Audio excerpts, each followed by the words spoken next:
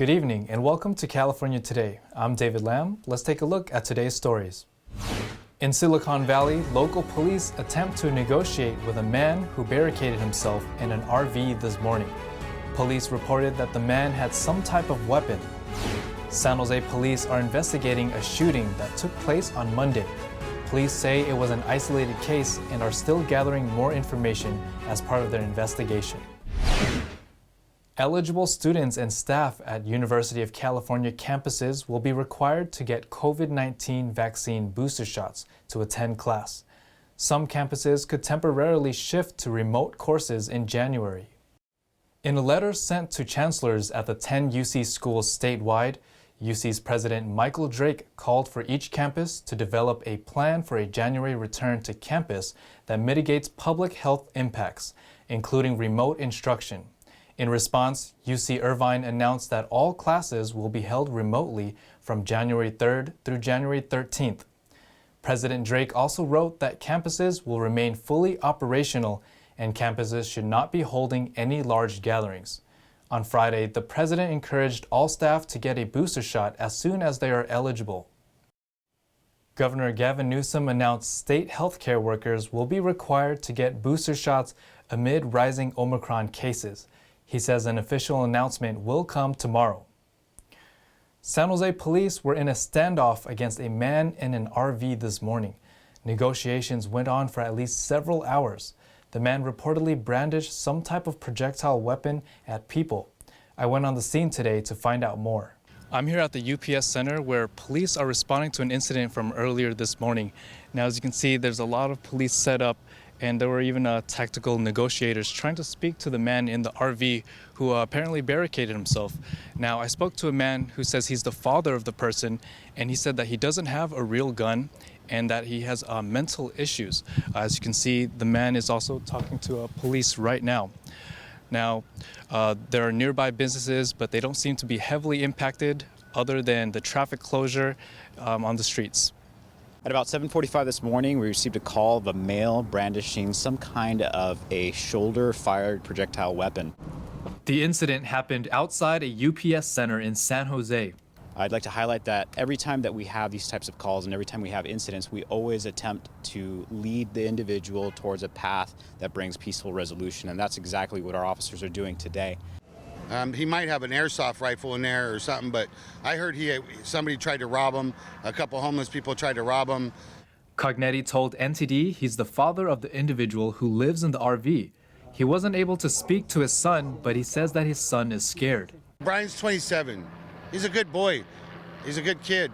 Never been to prison, nothing like that. And locals said they've seen the individual many times. Anxious all the time. When somebody walks up to him, he gets tensed, like scared, you know what I mean? So, mental issues, that's what I think, yeah. A police spokesperson said there were no injuries involved at the time. David Lam, NTD News, California.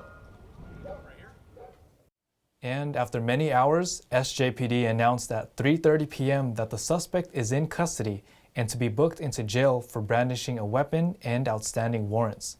More information and a photo will be released tomorrow. San Jose police are also investigating a shooting that took place on Monday. Police are asking members of the public to protect them, to contact them with any information that may assist in the investigation. NTD's Cynthia Kai has more. San Jose police say they are investigating an apparent isolated shooting that occurred Monday evening at Oak Ridge Mall. Police say around 6 p.m. Monday, they received reports of a shooting inside the mall, just outside the Forever 21 store. Police escorted upwards of 5,000 people outside of the mall. That search took, I believe, upwards of close to 5 hours. We did not locate a suspect. We still have not contacted a victim. Police confirmed they found shell casings from a handgun. On Twitter, police confirmed one person was shot. We still have investigators going out to the mall today, conducting some follow-up investigation. We spoke to mall management this morning. They relayed to us it's business as usual for them. The stores are back open. Again, business as usual at the mall. They are investigating surveillance video but are not yet releasing footage. This was an isolated incident. After the investigation, it was not an active shooter by definition. It was an isolated incident between two individuals. One individual produced a handgun and fired several rounds. Camarillo says it was lucky that no bystanders were hit. Cynthia Kai, NTD News, California. A Bay Area restaurant chain was broken into 5 times this year. The police are working with them to catch the culprits. They also have advice for business owners to avoid being a victim. Here's NTD's Eileen Ang with more on the story. Local Bay Area restaurant chain Noodle Talk has had its 3 stores broken into 5 times this year. 2 locations suffered 1 break-in each, while the restaurant in San Jose was broken into 3 times. The last time it was broken into was Thanksgiving. We have to replace our new doors, and then we have to close our business. The looting happened again and again, so our worker is really worried about their safety at their workplace. And then as the customer, our customer is considering their safety eating at our restaurant. So our business rapidly jumped. Burglars usually strike around 3 to 4 in the morning. Lena said it costs about $250 each time to replace the shattered glass. The burglars do not take much either because they don't keep a lot of cash in the restaurant as people pay with credit or debit cards. The first time they got like $20. Second time they only couple coins, and then the last time they really got like $40 because we raised the money in our cash jar. We don't want to break it and the other stuff. She said they are thinking about reducing hours, but that would mean less business. They have been working with the police to pursue the case and hope to see results. The restaurant is one of many businesses that were broken into in 2021. Another business owner fears that her bubble tea shop will be the next target. I'm really worried about the next store. It will be me. So that's why we're here. We want to ask the government protect us. We want the police officer protect us. They blame Proposition 47, which reduced some felony charges to misdemeanors for the break-ins. Top of 47 under $950, you don't have to go to jail. So people just do the free business by themselves. They just need a plumber and then stealing your money. And then you cannot do any punish to them. If you do something to them, you probably will go to the jail. So I can't believe the law is for the normal people. It's not for the criminal people. At a crime prevention forum between business owners and law enforcement, police say they can't make laws, only enforce them. But they do encourage people to report a crime, even if the amount stolen does not exceed $950. Burglaries in San Jose are still a priority. So when somebody calls in and says someone is breaking into their house or into their business, it is a huge priority for the police officers. There isn't one police officer that doesn't start going that direction if they're available. They have advice for businesses to stay safe. They like easy targets. So if you harden your facility with doors that are steel reinforced, with bolt locks, with deadbolt locks, and with adequate lighting, with surveillance cameras, with alarms, the hope is that the criminals will go to another business. They like the path of least resistance. More police have been stationed in the area since the break-ins. They encourage businesses to report any criminal activity. Eileen Ang, NTD News, California. Elizabeth Holmes and the jury were summoned to the courthouse Tuesday amid deliberations on former Theranos CEO's 3-month trial. Around 3 p.m. on Tuesday, Holmes and her team were spotted heading to the San Jose courthouse. According to court updates, Holmes, the jury, and everyone involved in the court case were summoned to the courtroom because the jury had a question. The jury asked if they could take jury instructions home to review them at length. The judge then informed the jury that deliberations can only take place in the jury deliberation room. Yesterday marked the start of a full day of deliberations. Jurors must review evidence and testimonies from 32 witnesses, including Holmes herself, and over 900 exhibits. If convicted on all counts, the 37-year-old could face up to 20 years in prison. At least 6 CVS stores will close in January in downtown San Francisco. The closures come after an announcement to shut down a wide range of stores nationwide. CVS announced in November that they are planning on closing 900 stores nationwide. They stated these will start happening in the spring of 2022, but some closures will be happening earlier. The first CVS store to close in San Francisco will be January 7th. After that, 5 more stores will close and San Francisco will have 15 stores remaining open.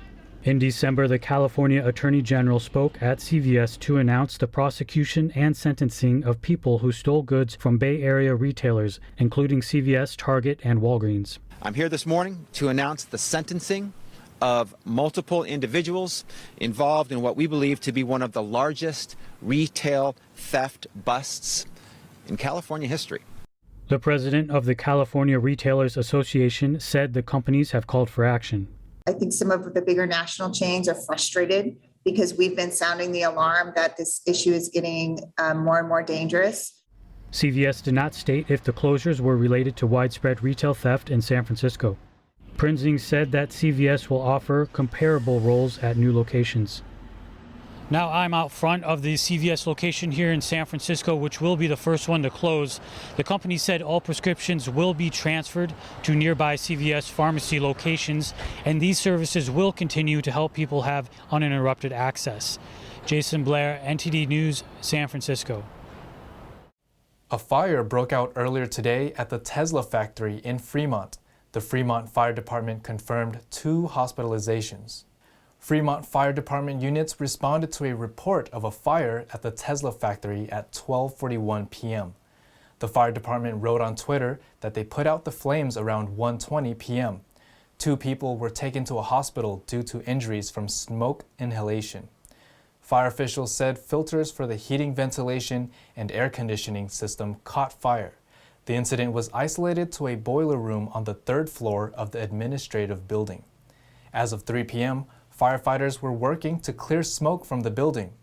How the filters caught fire is under investigation. A robotic baker is serving customers in Silicon Valley. The new location is offering its convenient pastries in a Macy's parking lot. Here's the bakery vending machine in San Jose. Le Bread Express, founded in 2015, has combined 3 kinds of technologies: robotics, AI, and baking. Using a vending machine, customers can choose from croissants and muffins to pizza, calzones, and gourmet sandwiches. The robo-baker began working in the parking lot of a Macy's in San Jose on November 29th. Customers drive up to the machine to place their order. Several customers shared their opinions. I think it's pretty cool because it's pretty convenient and, it's not very common. And also, with struggling to find parking and stuff, when you're in quick and get the food and don't have to deal with a lot of people, it's pretty convenient. I mean, for me personally, I like pastries. I think it's a good idea, but at the same time, maybe it is taking jobs from other people. Bake Express partnered with Macy's to create a custom menu featuring croissants, chocolate croissants, pepperoni pizza, pasta, sausage and ham sandwiches, and calzones. Bake Express has also opened shops at Tesla buildings and Stanford University. In Beverly Hills, holiday decor trends this year are showing some range. From glam to ultra luxury to 80s disco. NTD's Andrew Thomas has the details. This year, black trees, wreaths, ornaments, and black feathers are in. There are even stockings for the fireplace with black velvet and sequins. This year, it's all about luxe and sheen, with glittering metallic silver and gold to create accents against the black, for a glam retro 80s look. The big trends for 2021 are black, metallics. We've moved away from the green and red and we're going full on silver, sparkles, glam, glitz. We have disco, we have old Hollywood iconic ornaments, and it's all very fun and festive. Silver metallic animal ornaments such as rabbits and penguins are also in this year. From indoor decor trends to outdoors, the big trend for outdoor lighting this year is LEDs. But even more than past years, everything is getting lit up, and the festive scene should be good for business. Our researchers are projecting an 8.4% increase in retail sales this holiday season, and we're really excited about that. And it's across the board. We're looking at 10 to 15% increase in sales in brick and mortar stores, and e-commerce is expected to be up about 20% this year. On the streets throughout Beverly Hills, immersive large-scale holiday decor means about 1 million lights this year. It's a winter wonderland with towering palms wrapped in glowing lights. As Christmas music plays on the streets along tree-lined Rodeo Drive, teardrop lights drip from the palm leaves. Kathy Gahari, president of Rodeo Drive Committee, says the street has never looked better. I believe each tree has over 30 teardrops that are dangling down the leaves. We have gorgeous statues up and down, 11 statues that are our holiday helpers. They're here to help shoppers shop for their friends and family. We have, in the center median, we have 2 vintage cars as part of those vignettes. So the street is very festive. As the lights twinkle, shoppers enjoy the outdoors in one of the luxury capitals of the world. Beverly Hills promoted the outdoors during the pandemic, and businesses are seeing positive results. Andrew Thomas, NTD News. Now to Thomas Christian for our sports roundup.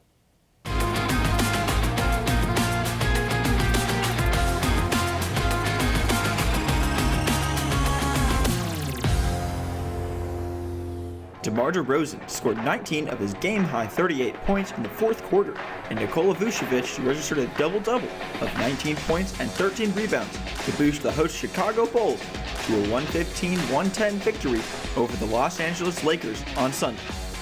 Missing several players in the COVID-19 protocols, the Bulls prevailed in their first action since a loss at Miami on December 11th. The team had 2 postponements during the past week, Lonzo Ball adding 19 points and Alex Caruso had 17 points and 9 rebounds. It was LeBron James keeping the Lakers afloat for most of the night with 31 points and 14 rebounds. Russell Westbrook narrowly missed a triple-double, collecting 20, 9 rebounds and 8 assists, while Carmelo Anthony added 21, Isaiah Thomas had 13. They also finished in double figures. This was also LA's first game without Anthony Davis, who is slated to miss the next 4 weeks after suffering a sprained MCL in his left knee during Friday's loss to the Minnesota Timberwolves. Lakers 110, Bulls 115. Buddy Hield poured in 29 points, 18 of them in the fourth quarter as COVID-ravaged Sacramento rose up to defeat a visiting San Antonio Spurs. The Kings were without 6 players, including Marvin Bagley, De'Aaron Fox, Davion Mitchell, and Alex Len, as well as their interim head coach Alvin Gentry, and they were also missing several of the other staff members because of COVID. The Kings also got 27 points and a career high-tying 11 assists from Tyrese Halliburton, and a career-best 23 points by Damian Jones. Harrison Barnes added 14 for the win. DeJounte Murray paced the Spurs for 25 points in the loss, with Lonnie Walker IV scoring 19, Bryn Forbes hitting for 18, Keldon Johnson racking up 16 and 11 rebounds, and Devin Vassell tallying just 11. Still double figures though, Kings 121, Spurs 114.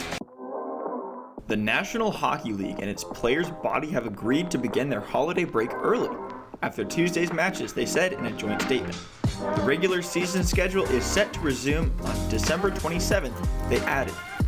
Several teams in the league have been affected by the spread of COVID-19. It was originally set to shut down from Friday to Sunday for Christmas, but they decided to shut down early because of so many cases.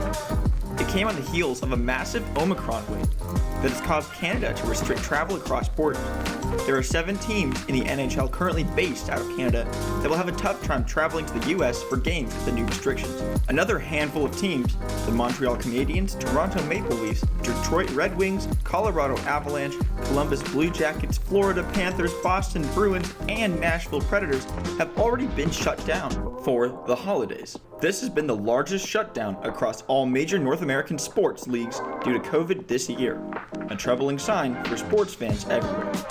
As always, I'm Thomas Christian, and thanks for tuning in. And that's all for tonight. You can join us again on California Today every weekday at 8 p.m. If you have any news tips or ideas for our show, feel free to let us know. You can also find us on Twitter and Facebook.